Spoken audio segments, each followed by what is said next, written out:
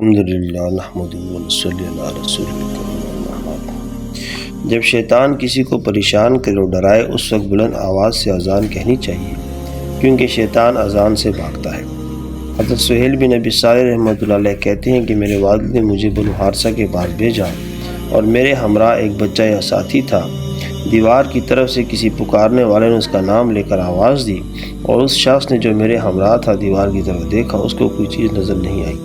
پھر میں نے اپنے والد صاحب سے اس کا تذکرہ کیا تو انہوں نے فرمایا، اگر مجھے پتہ ہوتا کہ تمہیں یہ بات پیش آئے گی تو میں تم کو نہ بھیجتا۔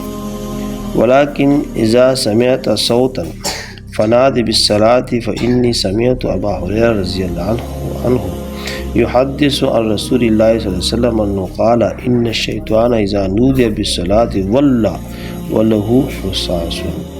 لیکن یہ بات یاد رکھو کہ جب تم کوئی آواز سنو تو بلند آواز سے اذان کہو، کیونکہ میں نے ابو ہریرہ رضی اللہ عنہ کو حضور پاک صلی اللہ علیہ وسلم کی یہ حدیث بیان کرتے سنا ہے کہ جب اذان کہی جاتی ہے تو شیطان پیٹھ پھیر کر گوز مارتا ہوا بھاگتا ہے۔